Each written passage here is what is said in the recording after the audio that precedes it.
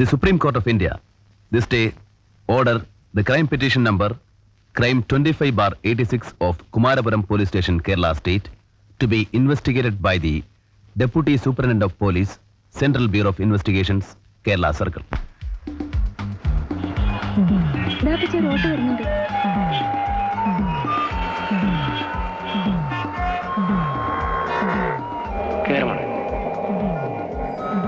ഞങ്ങൾക്ക് CBI office വരെ പോകണം.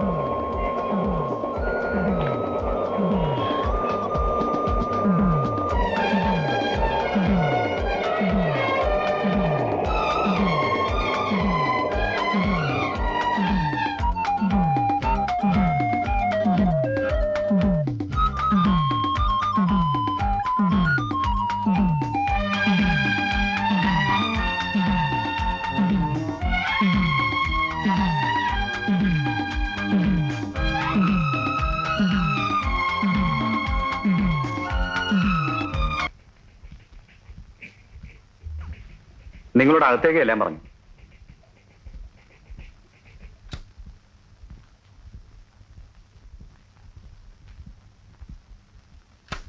ഇരിക്കൂ. ഈ ഹർജിയിൽ പറഞ്ഞിരിക്കുന്ന തോമസ് നിങ്ങളാണോ? അതെ സാർ. ഈ കേസ് CBI അന്വേഷണത്തിനായി സുപ്രീം കോടതിയിൽ നിന്നും ഉത്തരവായിട്ടുണ്ട്. അന്വേഷണം ആരംഭിക്കുന്നതിന് മുമ്പ് നിങ്ങളോട് ചില കാര്യങ്ങൾ ചോദിച്ചറിയണമെന്നുണ്ട്. അതിനാ വരാൻ പറഞ്ഞത്.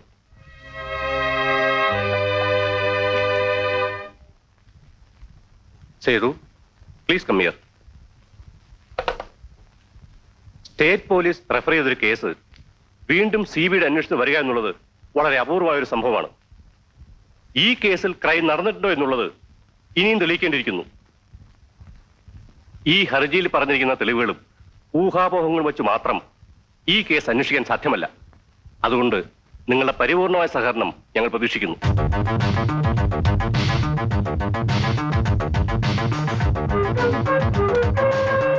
Mister Sethu, you are deputed for the enquiry of the Omana's case. Thank you, sir. Mister Sethuramayyar, DYSP CBI, ഇദ്ദേഹമാണ് ഈ കേസ് അന്വേഷിക്കാൻ പോകുന്നത്. ഇത് തോമസ്, അദ്ദേഹത്തിന്റെ മകൾ ആനി, കംപ്ലൈനൻസ്. സേതുവിന് നിങ്ങളോട് എന്തൊക്കെയോ ചോദിക്കാനുണ്ട്. Sethu, please take. സർ, വരും.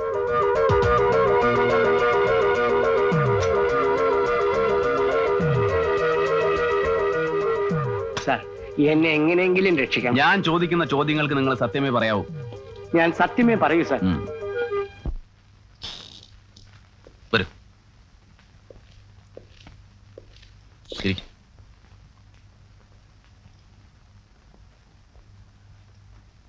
ഓമനയും സണ്ണിയും തമ്മിൽ പ്രേമവിവാഹമായിരുന്നോ? അല്ല, അറേഞ്ച്ഡ് മാരേജ് ആയിരുന്നു. ഓ, ഔസേപ്പച്ചനും നിങ്ങളും തമ്മിൽ സാമ്പത്തികമായി വളരെയേറെ അന്തരമുണ്ട്. അതുകൊണ്ട് ഇങ്ങനൊരു വിവാഹം നടന്നുകൂടാ എന്നല്ല ഞാൻ പറയുന്നത്.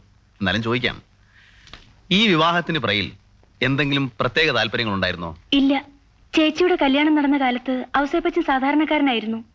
എന്റെ മകളാണ് ഔസേപ്പച്ചന്റെ എല്ലാ ഐശ്വര്യങ്ങൾക്കും കാരണമെന്ന് ഔസേപ്പച്ചൻ തന്നെ എന്നോട് പറഞ്ഞിട്ടുണ്ട്. ഔസേപ്പച്ചനും നിങ്ങളും തമ്മിൽ ഇപ്പൊ അത്ര നല്ല രസത്തിലല്ല അല്ലേ? അല്ല. അവരുടെ വിവാഹം കഴിഞ്ഞിട്ട് ഇപ്പൊ എത്ര വർഷമായി? 5 വർഷമായി. ഈ 5 വർഷത്തിനിടയ്ക്ക് നടന്ന പ്രധാന സംഭവങ്ങൾ ഒന്ന് ചുരുക്കി പറയാമോ? പറയാ സാർ. കമാ, പറയൂ.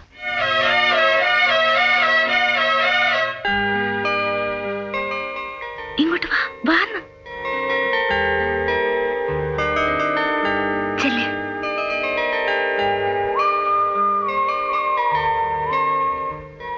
ഇതെന്റെ മൂത്ത മകൾ ഓമന. മോളെ, കാപ്പി എടുത്തു കൊടുക്ക്.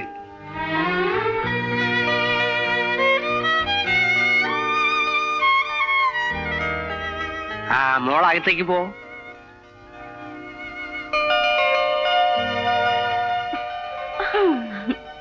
എങ്ങനെയുണ്ട്? ഏയ്, ഇഷ്ടപ്പെട്ടോ?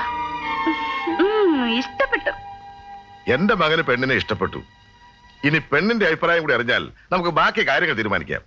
എന്റെ തീരുമാനം എന്റെ മോൾ അനുസരിക്കും. എന്നാലും പെട്ടെന്നൊരു കെട്ട് നടത്തണമെന്ന് പറഞ്ഞാൽ മറ്റു കാര്യങ്ങളൊക്കെ. ഈ കാര്യത്തിൽ വളച്ചുകെട്ട് ഒന്നുമില്ല തോമാച്ച. എന്റെ മോന് പെണ്ണിനെ ഇഷ്ടപ്പെടണമായിരുന്നു. അവൻ ഇഷ്ടപ്പെട്ടു. ആ വിവരം ഞാൻ നിങ്ങളെ അറിയിച്ചു. ഇനി തോമാച്ചിന്റെ തീരുമാനം പറഞ്ഞാ മതി. കെട്ട് വലിയ നോമ്പ് കഴിഞ്ഞു പോരെ? അതൊക്കെ തോമാച്ചന്റെ ഇഷ്ടം. അപ്പൊ പിന്നെ ബാക്കി കാര്യങ്ങളൊക്കെ മനസ്സിലായി. സ്ത്രീധനത്തിന്റെ കാര്യമാണെങ്കിൽ ഒന്നും പറയണ്ട. തോമാച്ചന്റെ മകൾ, തോമാച്ചൻ എന്ത് ഇഷ്ടമോ അത് ചെയ്യാം. ഇച്ചിരി കുറഞ്ഞാലും കൂടിയാലും ഒന്നുമില്ലെങ്കിലും ഞങ്ങൾക്ക് വിരോധമില്ല.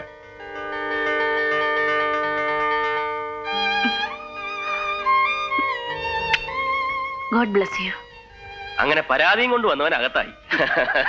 അങ്ങനെ വിസ്തരിച്ച് വിളിച്ചില്ല എന്ന് പറഞ്ഞവരാരും വരണ്ട. തോമാച്ച, 4:30 രാഹു തുടങ്ങും. അത് മുമ്പ് വീട്ടിൽ കയറണം. ശരി മോളെ, വാ, ഇറങ്ങാൻ നേരമായി. വാ.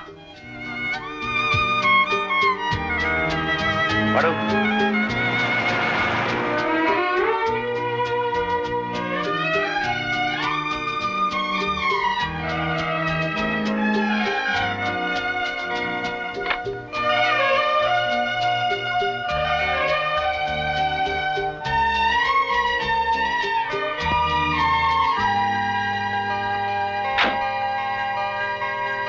പോട്ടെ.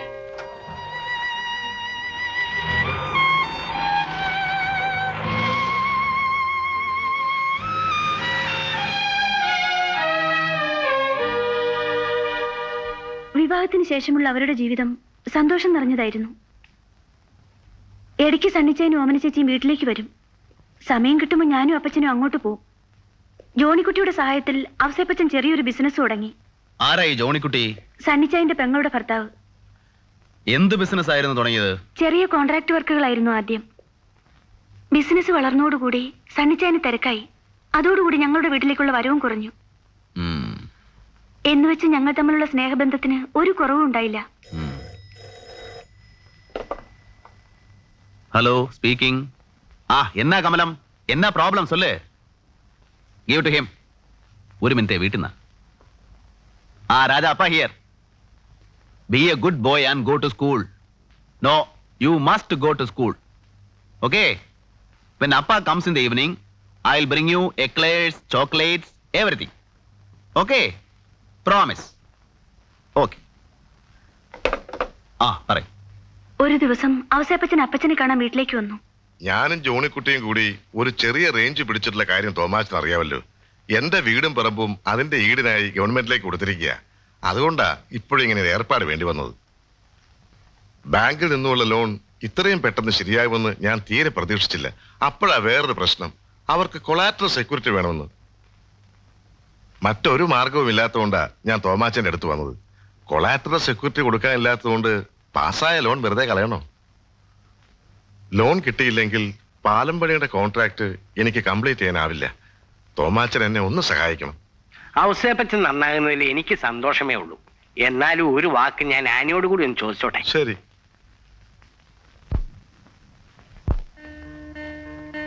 അപ്പച്ചൻ എന്തിനാ എന്നോട് ചോദിക്കുന്നേ? ഞാൻ എന്താ വേണ്ടെന്ന് പറയൂ. ശരി, നീ ആ പ്രമാണം കേട്.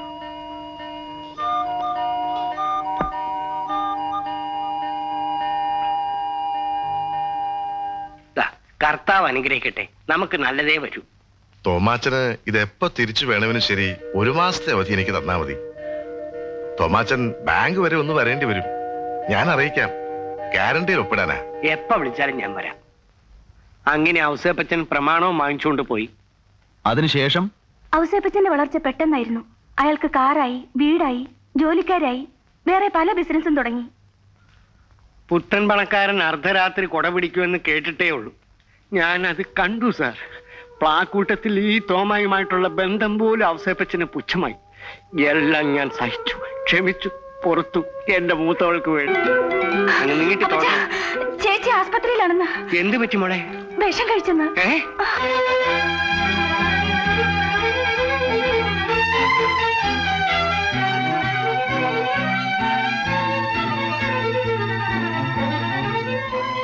മോളെ, ചേച്ചി. ഓമനെ, മോളെ, നീ എന്തിനാ ഇത് ചെയ്തത്? പറ മോളെ. മോളെ, അപ്പച്ചനോട് പറ മോളെ. പ്ലീസ് പുറത്ത് നിൽക്കാൻ പറയും. മോളെ, അപ്പച്ചൻ ഇങ്ങോട്ട് വരൂ.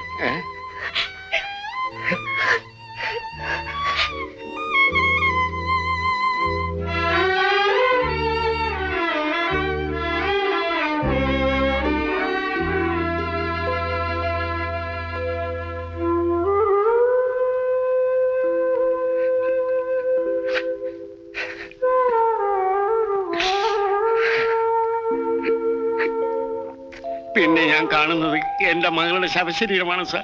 വസ്തുവിന്റെ പ്രമാണത്തെ ചൊല്ലി നിങ്ങളും ഔസേപ്പച്ചനും തമ്മിൽ വഴക്കുണ്ടായെന്ന് പറഞ്ഞല്ലോ. ആ സംഭവത്തിന് ശേഷം എത്ര ദിവസം കഴിഞ്ഞാണ് ഓമന വിഷം കഴിക്കുന്നത്? കുറച്ച് ദിവസം കഴിഞ്ഞു കാണും, കൃത്യമായി ഞാൻ ഓർക്കുന്നില്ല. ഭീരുക്കളല്ലേ സാധാരണ ആത്മഹത്യ ചെയ്യാറുള്ളത്? ഒരിക്കൽ നിങ്ങളുടെ മകൾ അതിന് ശ്രമിക്കുകയും ചെയ്തു. എന്നിട്ടും നിങ്ങൾ ഓമന ആത്മഹത്യ ചെയ്തതല്ല എന്ന് സംശയിക്കുന്നു. എന്താ അതിന് കാരണം? എന്റെ ഒരു മരുമകൻ ചാക്കോ പോലീസിലാണ്. അവനും ഉണ്ടായിരുന്നു ഈ കേസന്വേഷണത്തിന്. പലരുടെയും മൊഴികളിലും തെളിവുകളിലും അപാകതയുണ്ടെന്ന് സംശയം തോന്നിയ അവൻ ആ കാര്യം അന്ന് കേസന്വേഷിച്ചിരുന്ന വർമ്മ സാറിനോട് പറയുകയുണ്ടായി. അദ്ദേഹത്തിന് അത് ബോധ്യപ്പെടുകയും ചെയ്തു. അപ്പോഴാണ് പെട്ടെന്ന് അവരെ ഈ കേസന്വേഷണത്തിൽ നിന്ന് മാറ്റിയത്.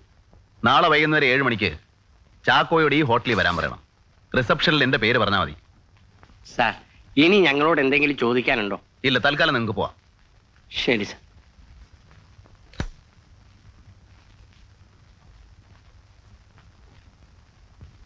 എങ്ങനെയുണ്ടായിരുന്നു സെഷൻ? പ്രതീക്ഷിച്ചതുപോലെ തന്നെ.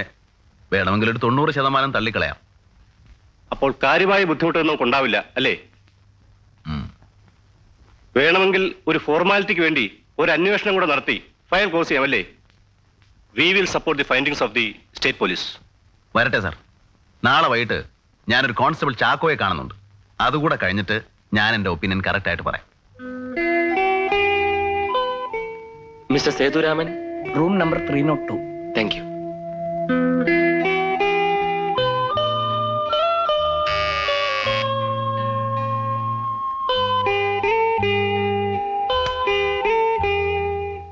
ചാക്കോ അല്ലേ? അതെ സർ. വരൂ.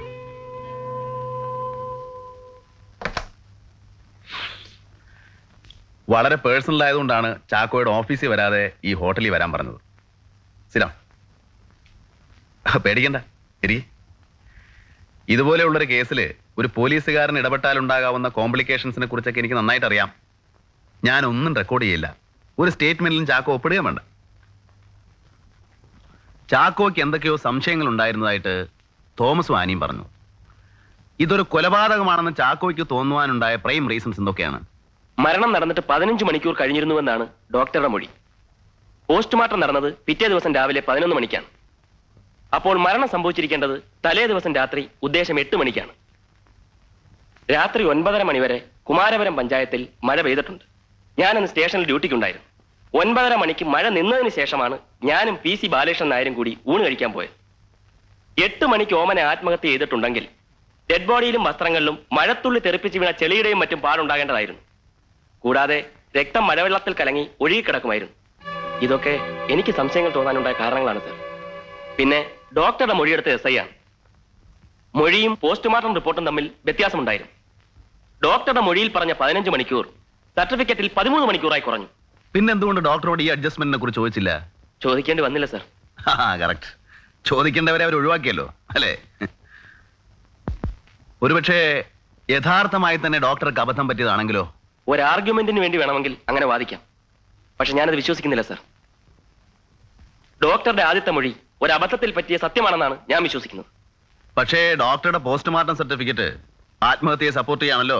സപ്പോർട്ട് ചെയ്യിച്ചതാകാൻ പാടില്ലേ sir. Well, thank you very much mister Chacko. നമുക്ക് വീണ്ടും കാണാം. Thank you sir.